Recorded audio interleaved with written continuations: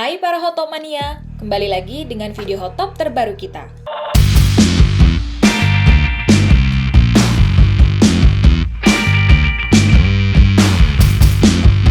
Tahukah kamu, sepanjang tahun 2022 ini bisa dikatakan banyak sekali tragedi-tragedi yang terjadi hingga menewaskan ratusan ribu jiwa di berbagai belahan dunia. Tepatnya pada bulan Oktober yang dimana banyak sekali tragedi-tragedi yang terjadi pada bulan ini.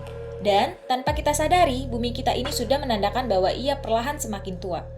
Pada bulan Oktober 2022, bulan ini bisa dikatakan adalah bulan tragedi kemanusiaan.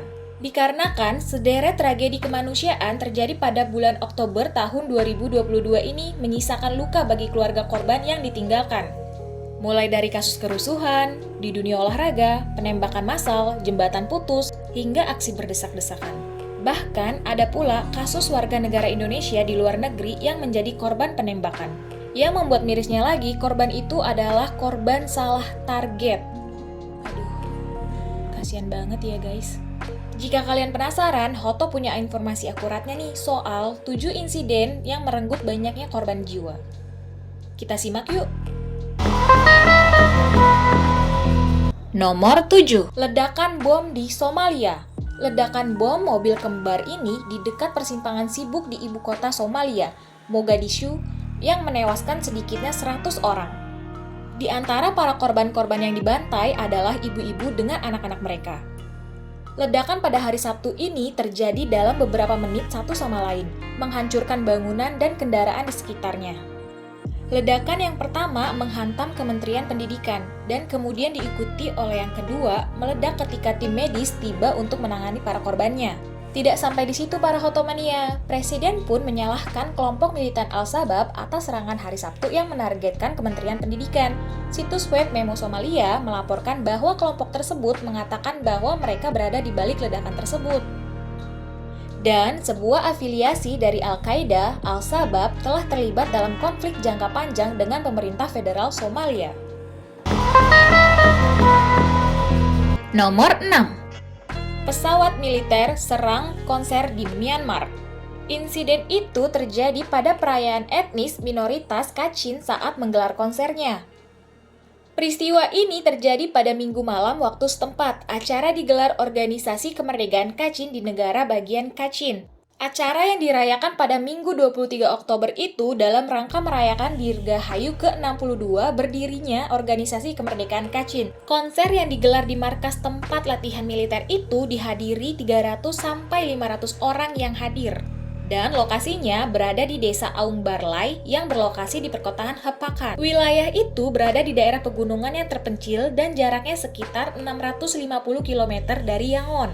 Tidak sampai di situ para Hotopmania. Selain sekitar 60 orang yang tewas dan ada sekitar 100-an orang juga yang terluka. Seorang penyanyi dan pemain keyboard dilaporkan ikut tewas juga loh. Pejabat dan tentara VIP juga menjadi korbannya. Pemilik bisnis atau giok di Kachin juga menjadi korban. Daerah Kachin terkenal dengan tambang giok, pemerintah dan pemberontakan sama-sama mengambil untung dari tambang tersebut.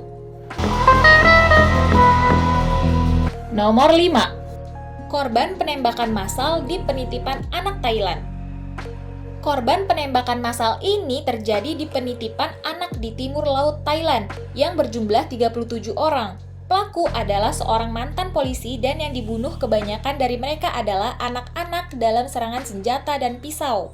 Menurut laporan, polisi mengatakan bahwa pelaku penembakan dan penikaman massal itu kemudian diburu dan ditemukan bunuh diri bersama keluarganya setelah serangan yang dilakukan di Provinsi Nong Bua Lampu. Tidak hanya anak-anak saja, orang dewasa termasuk di antara korban tersebut.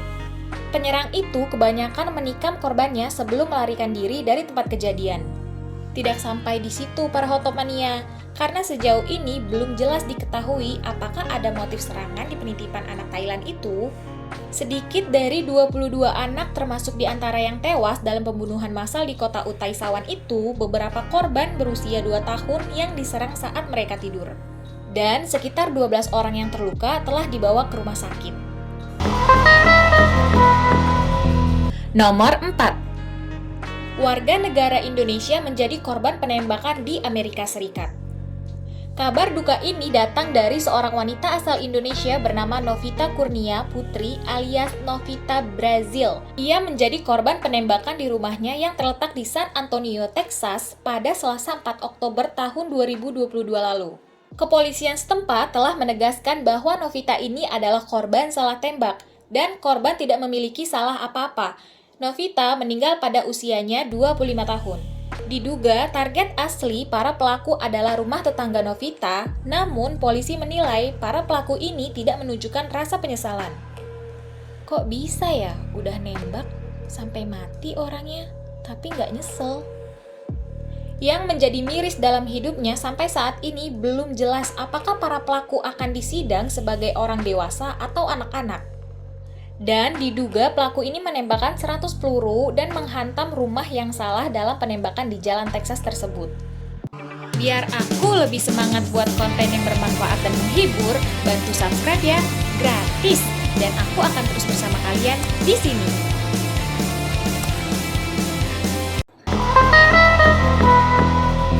Nomor 3. Terjadinya jembatan penyeberangan ambruk di India.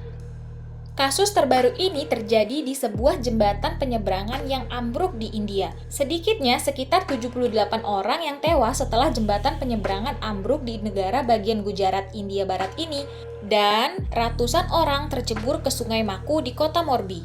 Kejadian ini terjadi pada hari Senin tanggal 31 Oktober 2022. Rekaman lokal menunjukkan orang-orang yang selamat tergantung di jembatan gantung yang sebagian terendam. Laporan juga mengatakan sebanyak 400 orang berada di jembatan tersebut pada saat itu. Kecelakaan pada hari Minggu tersebut terjadi sekitar pukul 18.40 waktu setempat. Sejauh ini sih lebih dari 80 orang telah diselamatkan. Dan seorang saksi mata mengatakan kepada kantor berita bahwa ada banyak anak-anak di jembatan tersebut ketika jembatan itu runtuh. Video itu menunjukkan bagaimana kekacauan yang terjadi ketika orang-orang di tepi sungai berusaha menyelamatkan diri mereka yang terperangkap di dalam air saat jembatan mulai rubuh. Dan video lain menunjukkan orang-orang memanjat sisa-sisa kawat terjaring dari jembatan untuk menyelamatkan diri dari air. Sungguh tragis ya, gengs. Nomor 2. Tragedi Itaewon saat Halloween. Tragedi yang baru saja terjadi ini datang dari Itaewon, Korea Selatan. Sekitar 154 orang tewas saat merayakan Halloween di Itaewon, Korea Selatan pada hari Sabtu, tanggal 29 Oktober 2022. Penyebab yang saat ini masih menjadi alasan utama tewasnya ratusan orang di tragedi Itaewon, jumlah kerumunan dalam jumlah besar yang memadati kawasan tersebut. Dalam laporan, tak tanggung-tanggung warga yang hadir ke Itaewon, Korea Selatan untuk merayakan Halloween diprediksi mencapai sekitar 100.000 orang.